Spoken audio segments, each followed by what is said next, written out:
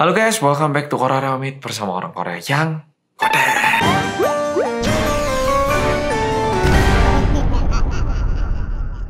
Oke, polo-polo rinding dong ke-24.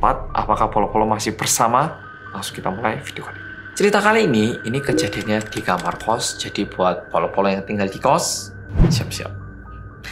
Jadi ada satu anak, dia itu baru mendapatkan kamar kos baru. Harganya itu sedikit lebih murah dibandingkan kamar-kamar lainnya dan juga sekitarnya. Dan juga dibandingkan di satu gedung itu juga sedikit lebih murah tanpa alasan yang jelas. Tapi kamarnya itu terlihat bersih, terlihat sama dengan kamar-kamar lainnya. Jadi ya kenapa enggak? Dia mikir, oh aku hoki. Dia langsung putuskan untuk menyewa kamar itu dan masuk di kamar kos itu. Dan untuk selamatan, dia itu mengundang teman-temannya ke kamar kos itu untuk makan malam bersama dan juga nginep satu hari gitu. Dan hari itu ada 3 orang yang datang. Jadi mereka setelah makan-makan, mereka itu semua tidur di kamar kos. Sekitar jam 3 subuh, kan mereka tidur dempet-dempetan ya karena kamar kos. Tiba-tiba ada satu temennya, terus bangun dan dia itu bilang kalau dia itu mau pulang aja. Yang punya kamarin tanya, "Doh, kenapa sih kamu udah jam 3 mau pulang? Bentar lagi aja lo, tunggu ada ini lo angkutan umum. Ngapain kamu pulang sekarang?" Temennya ini bilang, "Aduh, gak tahu kok ini." Karena temennya yang satu ini, dia tuh tidur di pojok ruangan. Dia tuh bilang, "Aduh, deket sini ada bau gak enak ya, bau busuk gitu. Gak kuat. Aku pulang aja, Gak kuat. Aku pulang. Dia itu benar-benar pulang di tengah malam. 2 teman lainnya mikir, mungkin dia sensitif lah, tidur. Jadi yang punya kamar itu sedikit kaget, tapi tidak terlalu menghiraukan karena dia sendiri tidak membawa apa yang dimaksud oleh temannya tadi. Keesokan harinya, dia itu mulai sedikit membau bau busuk. Dan di situ dia mulai mikir, jangan-jangan ini bau yang dimaksud temanku. Tapi karena baunya itu dikit banget, dia tuh jadi kayak, kalah mungkin karena ini mungkin murahnya. Iya mungkin ini yang bikin murah. Jadi dia nggak terlalu menghiraukan. Tapi besoknya, minggu depannya, semakin hari baunya itu semakin kuat gitu loh. Dan dia sendiri itu nggak tahu baunya dari mana. Dia bersihkan toilet, dia bersihkan tempat cuci piringnya, semuanya itu dia bersihkan. Tapi kayak ada terus gitu loh baunya. Terus dia mikir, ini kok ada baunya, kenapa sih? Dan kebetulan waktu itu dia itu lagi menghadap ke tembok tempat deketnya ini loh, tempat temennya yang tidur. Jadi tempat pertama kalinya temennya yang bilang ada bau itu. Jadi dia lagi menghadap tembok deket situ, terus dia lihat baik-baik. Dan ternyata ada kayak sedikit bagian yang melempem. Nah ini mungkin polo-polo sedikit nggak paham. Kalau di Korea tembok-tembok itu mesti dikasih kertas. Jadi setelah pindah ataupun ada orang baru masuk, itu kertasnya dirobek semua terus dipasang kertas baru. Jadi nggak langsung dinding. Jadi ada yang namanya byokji, yaitu kertas di tembok.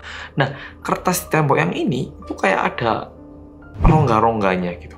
Biasanya itu artinya ada kelembapan di balik situ yang mengakibatkan munculnya kayak warna hitam di tembok yang kayak jamuran gitu.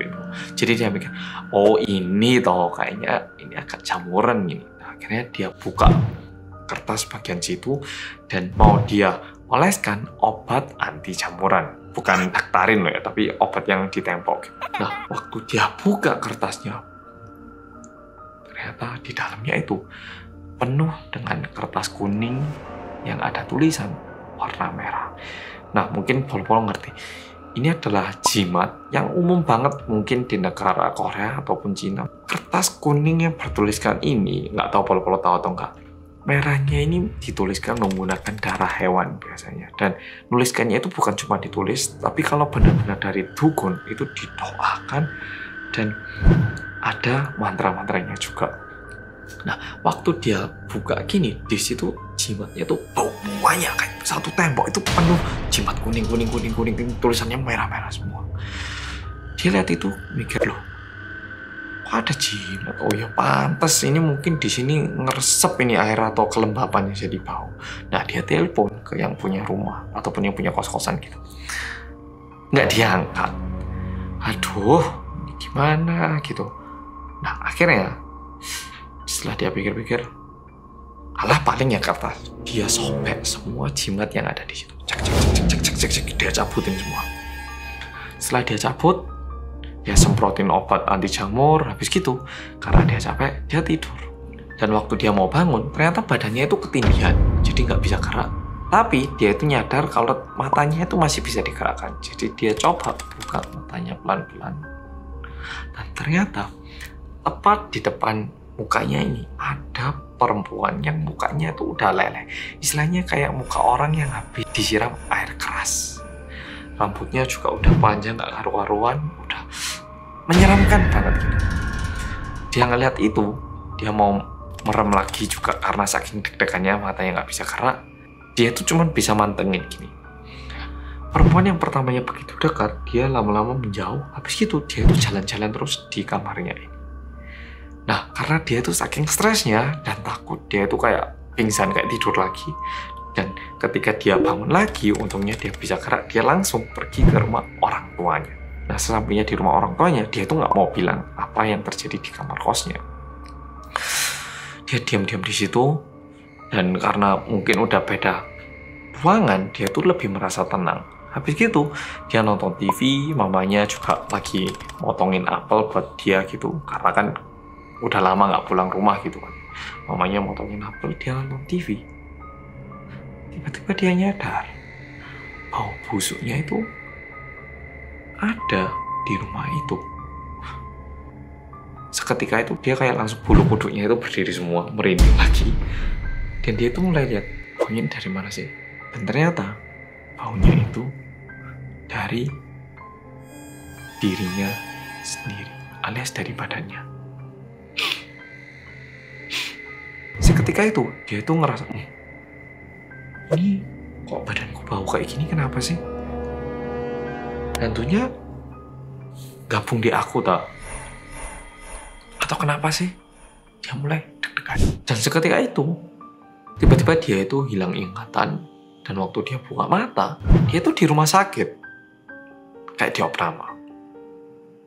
Dan untungnya mamanya itu ada di sebelahnya. Dan dia tanya, loh mah, kok aku tiba-tiba di rumah sakit, kenapa?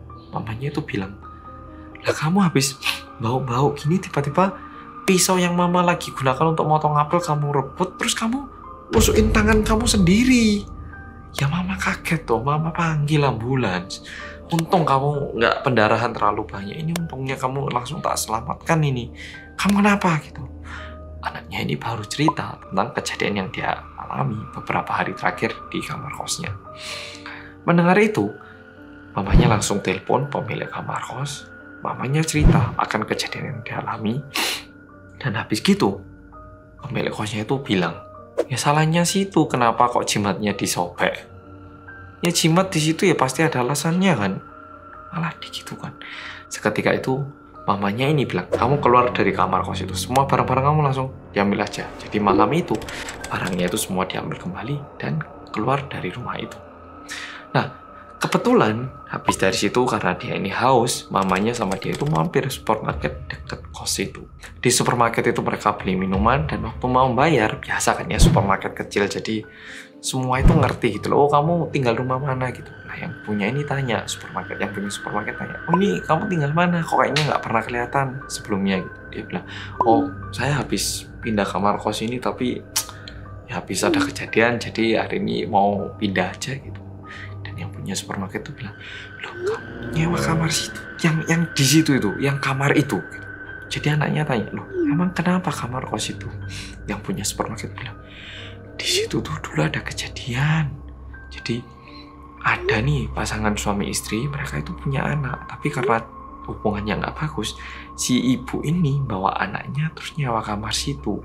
Nah suatu hari papanya itu datang, suaminya itu datang nyariin. Nah di situ mereka itu berantem, yang istrinya ini dorong-dorong, tiba-tiba karena dia tuh salah dorong, dia itu tergelincir, kepalanya terbentur Suaminya bukannya malah nelpon ambulans atau gimana, dia itu langsung bawa anaknya kabur.